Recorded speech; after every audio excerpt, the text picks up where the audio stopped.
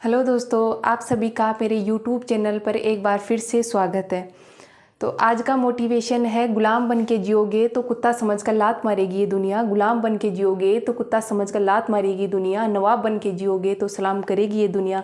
दम कपड़ों में नहीं जिगर में रखो, क्योंकि अगर दम कपड़ों में होता तो सफ़ेद कफन में लिपटा मुर्दा भी सुल्तान मिर्ज़ा होता। ठीक है, तो अपन ने पढ़ लिया था, अपन पढ़ रहे थे फिजियोलॉजी, और फिजियोलॉजी में पढ़ लिया अपन ने फर्स्ट चैप्टर ब्लड। तो आज का सेकंड चैप्टर पढ़ते हैं अपन इम्यूनिटी। ठीक है, ये सेकंड चैप्टर है इम्यूनिटी। तो इम्यूनिटी की डेफिनेशन क्या होती है? ये रोगों से लड़ने की क्षमता को क्या कहते हैं? इम्यूनिटी कहते हैं। जब भी अपने शरीर में एक होता है जीवाणु, विषाणु, कवक होता है प्रोटोजोआ, ये अपने शरीर में एंटर करते हैं तो इनसे लड़ने की क्षमता को क्या कहते हैं? इम्यूनिटी कहते हैं। यानी कि रोगों से लड़ने की क्षमता को इम्यूनिटी कहते हैं।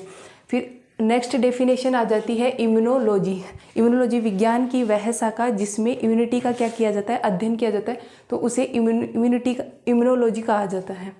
इसमें नेक्स्ट डेफिनेशन आ जाएगी एंटीजन। क्या होता है कि जब भी अपने शरीर में कोई बाह्य पदार्थ प्रवेश करता है, या जीवाणु, विषाणु, प्रोटोजोआ या कवक अपने शरीर में एंटर करते हैं, तो ये क्या करेंगे? लिम्फोसाइट से एंटीबॉडी निर्माण की प्रक्रिया को बढ़ा देते हैं। उससे क्या कहते हैं? एंटीजन कहते हैं। ठीक, फिर नेक्स्ट डेफिनेशन क्या आ जाएगी? एंटीबॉडी, या इसे बोल सकते हैं इम्यूनोग्लोबुलिन बोल सकते हैं। ठीक है, या इसे गामा ग्लोबुलिन भी बोला जा सकता है, जो अपन ने पीछे वाले चैप्टर में ब्लड वाले में पढ़ा था कि प्लाज्मा में 3 प्रकार की प्रोटीन होती है, एल्बुमिन, ग्लोबुलिन और फाइब्रिनोजन होती है। जो ग्लोबुलिन होती है वो 3 प्रकार की होती है, अल्फा, बीटा और गामा। गामा को क्या कहते हैं? गामा ग्लोबुलिन, या उसे कहा जाता था इम्यूनोग्लोबुलिन। तो एंटीबॉडी क्या करती है कि जब भी अपने शरीर में क्या करता है? एंटीजन प्रवेश करता है, तो यह एंटीजन क्या करता है? ये एंटीजन प्रवेश करेगा, तो प्रवेश करते ही क्या होती है? लिम्फोसाइट की प्लाज्मा सेल से जो पदार्थ स्रावित होता है उसे क्या कहते हैं? एंटीबॉडी कहते हैं। ठीक, अब ये एंटीबॉडी क्या होती है? एंटीबॉडी ग्लाइकोप्रोटीन प्रकृति का होता है। ठीक है, यहाँ तक सबको समझ में आ गया होगा। नेक्स्ट चलता है टाइप्स ऑफ इम्यूनोग्लोबुलिन।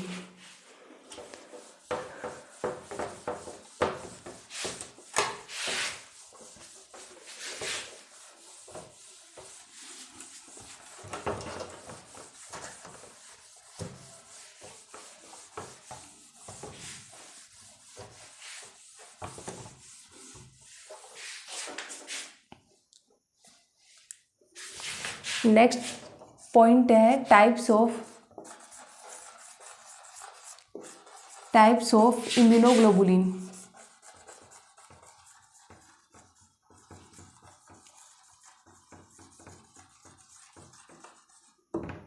ठीक है, तो कितने प्रकार की होती है? ये 5 प्रकार की होती है।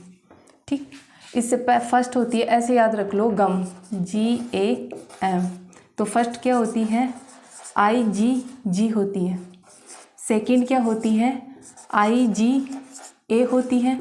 और थर्ड क्या होती है? IgM होती है।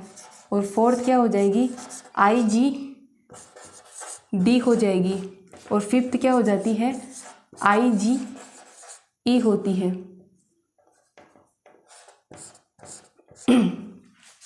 ठीक है,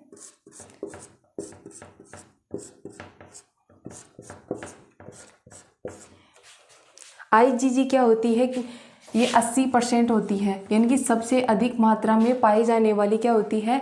इम्यूनोग्लोबुलिन सबसे अधिक मात्रा में पाई जाने वाली एंटीबॉडी होती है। ठीक है, 80% होती है, जबकि सबसे कम मात्रा में पाई जाती है IgE पाई जाती है। IgA कितने होती है? ये 10 से 15% होती है, जबकि IgM कितनी होती है? 5 से 10% होती है।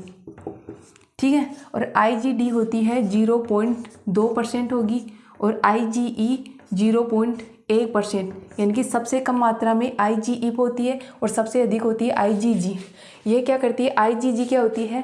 प्लेसेंटा बैरियर को क्रॉस करके भ्रूण को प्रतिरोधक क्षमता प्रदान करती है। आपसे यहाँ से क्वेश्चन पुटअप हो सकता है कि कोलेस्ट्रॉल में सबसे अधिक मात्रा में पाई जाने वाली एंटीबॉडी कौन सी होती है? तो वो IgG होती है।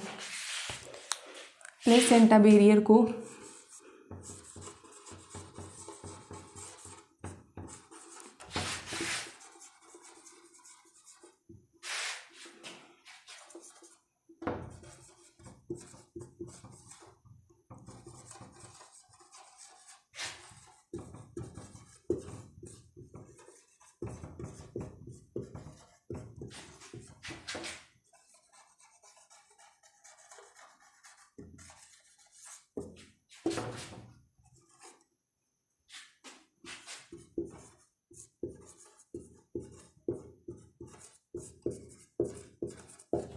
क्या करती है, प्लेसेंटा बैरियर को क्रॉस करके भ्रूण को इम्यूनिटी प्रदान करती है।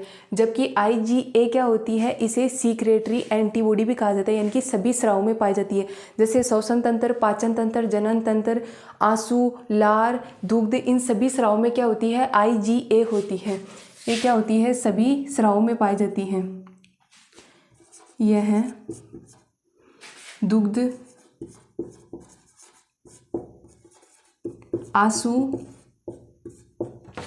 लार,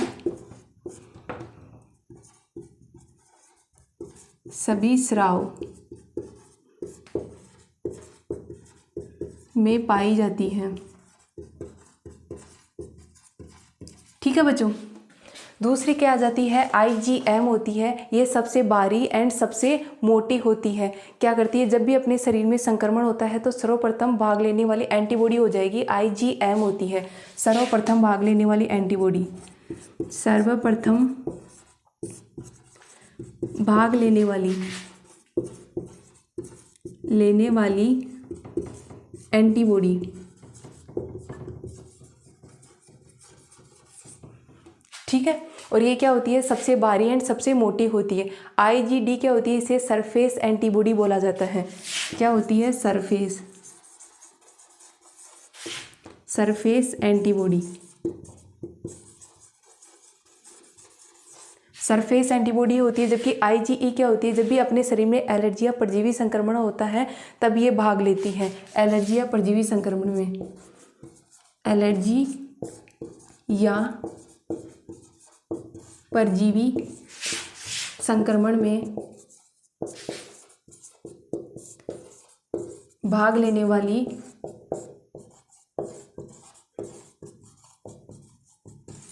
एंटीबॉडी।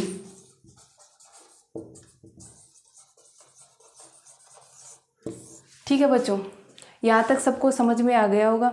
अपन ने क्या पढ़ा था, इम्यूनिटी पढ़ा था, यानी कि रोगों से लड़ने की क्षमता को इम्यूनिटी कहते हैं। दूसरा पढ़ा इम्यूनोलॉजी, यानी कि विज्ञान की वह शाखा जिसमें इम्यूनिटी का अध्ययन किया जाता है, उसे इम्यूनोलॉजी कहा जाता है। एंटीजन क्या होते हैं कि शरीर में प्रवेश करने वाले वे बाह्य पदार्थ जो लिम्फोसाइट से एंटीबॉडी निर्माण की प्रक्रिया को बढ़ा देते हैं। एंटीबॉडी क्या होती है कि जब भी अपने शरीर में एंटीजन प्रवेश करता है तो लिम्फोसाइट की प्लाज्मा सेल से जो पदार्थ स्रावित होता है उसे क्या कहते हैं, एंटीबॉडी कहते हैं, या इम्यूनोग्लोबुलिन कहा जाता है। इम्यूनोग्लोबुलिन क्या होती है, 5 प्रकार की होती है। IgG, IgA, IgM, IgD, IgE होती है। तो सबसे अधिक मात्रा में कौन सी पाई जाती है, IgG होती है, और सबसे कम मात्रा में IgE होती है। IgG क्या करती है, प्लेसेंटा बैरियर को क्रॉस करके भ्रूण को इम्यूनिटी प्रदान करती है। जबकि IgA क्या होती है, जितने भी स्राव होते हैं उनमें पाई जाती है। IgM क्या होती है, सर्वप्रथम भाग लेने वाली एंटीबॉडी होती है। कोई भी संक्रमण होगा तो उसमें सर्वप्रथम भाग लेने वाली एंटीबॉडी होगी। IgD इसे सरफेस एंटीबॉडी कहते हैं। जबकि IgE को क्या कहते हैं, एलर्जी या परजीवी संक्रमण में भाग लेने वाली एंटीबॉडी होती है। ठीक है, यहाँ तक सबको समझ में आ गया होगा। नेक्स्ट पॉइंट है types of immunity.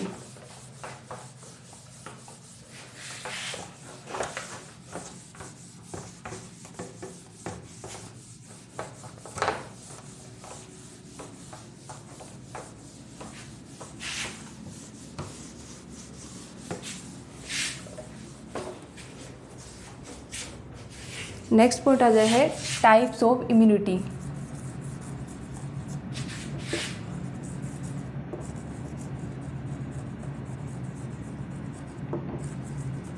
Types of immunity तो कितने प्रकार की होती है, 2 प्रकार की होती है। एक तो क्या होती है, नॉन स्पेसिफिक होती है,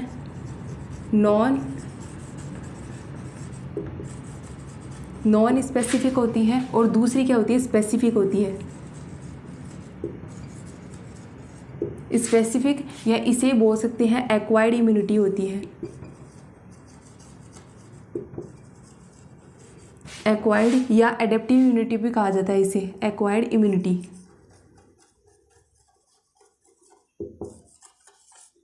ठीक है, और इसे क्या कहा जाता है, इननेट इम्यूनिटी भी कहते हैं, इननेट इम्यूनिटी। ठीक है, तो नॉन स्पेसिफिक इम्यूनिटी कौन सी होती है कि वह इम्यूनिटी जो जन्म से पहले अपने को माँ से प्राप्त होती है उसे क्या कहते हैं, नॉन स्पेसिफिक इम्यूनिटी कहते हैं। ये पीढ़ी दर पीढ़ी क्या होती है, ट्रांसफ़र होती है, इसमें किसी भी प्रकार की मेमोरी नहीं होती है।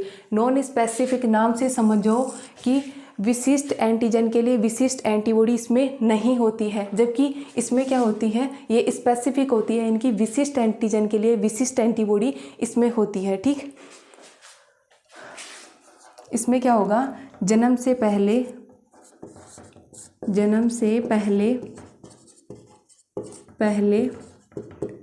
माँ से प्राप्त होने वाली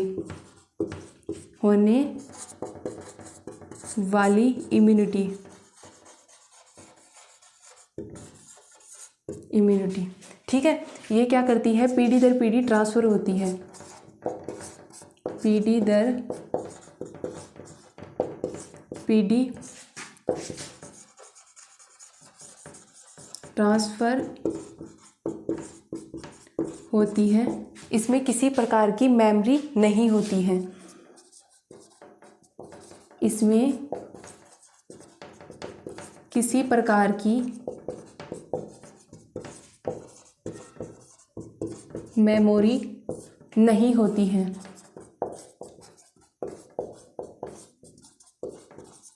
ठीक है बच्चों, इसमें क्या आ जाता है, स्पेसिफिक इम्यूनिटी दो प्रकार की होती है, एक तो कौन सी होती है, नेचुरल, और एक होती है आर्टिफिशियल।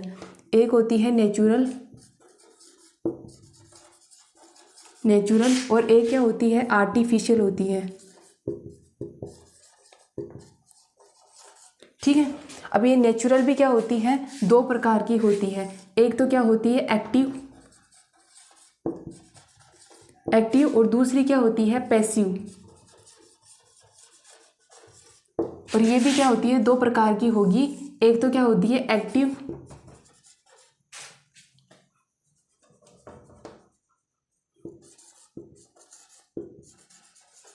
और दूसरी क्या होगी, पैसिव। ठीक है, तो इसमें क्या होता है कि जब भी अपने शरीर में क्या होता है, कोई संक्रमण प्रवेश कर गया है ना, ठीक, तो अपने आप प्राकृतिक रूप से जीवन भर के लिए इम्यूनिटी बन जाएगी। ठीक, तो इसमें क्या होता है कि एक्टिव नेचुरल इम्यूनिटी कौन सी होती है कि जन्म के बाद जब भी अपन किसी संक्रमण यानी कि जीवाणु, विषाणु, प्रोटोजोआ, इससे क्या होते हैं, ग्रसित होते हैं, तो प्राकृतिक रूप से अपने आप क्या होती है, इम्यूनिटी बन जाती है, तो उसे क्या कहते हैं, एक्टिव नेचुरल इम्यूनिटी कहते हैं। कि जन्म के बाद किसी संक्रमण से प्राप्त होने वाली इम्यूनिटी, जन्म के बाद किसी संक्रमण से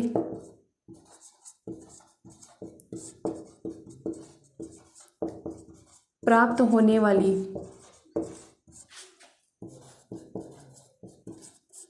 इम्यूनिटी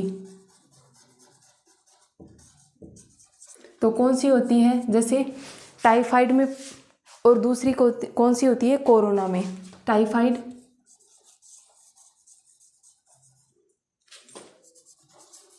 एंड कोरोना।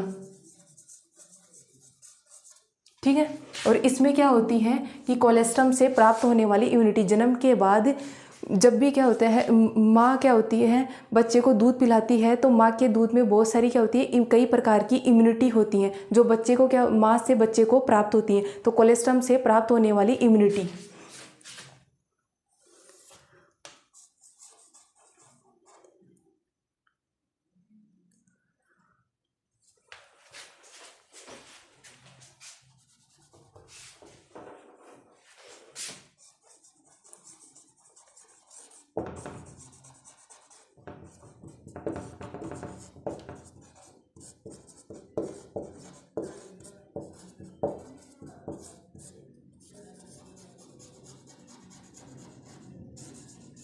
इम्यूनिटी, ठीक है। और इसमें क्या हो जाती है कि टीकाकरण से प्राप्त होने वाली इम्यूनिटी, तो उसे कहते हैं आर्टिफिशियल एक्टिव इम्यूनिटी कहते हैं। और इसमें क्या हो जाती है कि ये आर्टिफिशियल रूप से दी जाती है, जैसे प्लाज्मा होती है, या टाइफाइड क्या होती वो प्लाज्मा होती है, या फिर रेबीज कोई सीरम होती है वो।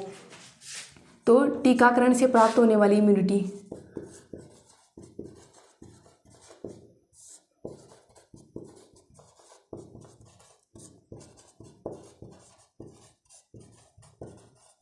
टीकाकरण से प्राप्त होने वाली इम्यूनिटी, और ये आर्टिफिशियल रूप से दी जाती है, तो इसे क्या कहते हैं, आर्टिफिशियल एक्टिव इम्यूनिटी कहते हैं। तो इसमें क्या आ जाता है, एक तो प्लाज्मा आ जाता है, और या फिर क्या होती है, रेबीज सीरम होती है, या टिटनस सीरम भी बोल सकते हैं।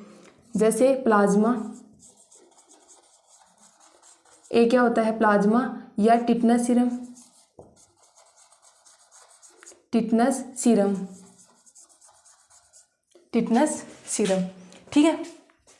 यहाँ तक सबको समझ में आ गया कि टाइप्स ऑफ इम्यूनिटी दो प्रकार की होती है, एक होती है नॉन स्पेसिफिक होती है और एक स्पेसिफिक होती है। इसे इन्नेट इम्यूनिटी भी बोला जाता है और इसे एक्वायर्ड इम्यूनिटी या एडेप्टिव इम्यूनिटी भी बोला जाता है। इसमें क्या होगा कि जन्म से पहले माँ से प्राप्त होने वाली इम्यूनिटी होती है, ये पीढ़ी दर पीढ़ी क्या होती है, ट्रांसफ़र होगी, ठीक है। इसमें किसी प्रकार की मेमोरी नहीं होती है। जबकि इसमें क्या होगा, जब भी क्या होता है अपन किसी रोग से ग्रसित होते हैं तो अपने आप प्राकृतिक रूप से इम्यूनिटी बन जाएगी।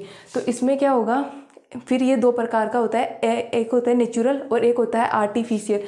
नेचुरल भी दो प्रकार का, एक्टिव एंड पैसिव, आर्टिफिशियल भी दो प्रकार का, एक्टिव एंड पैसिव होता है।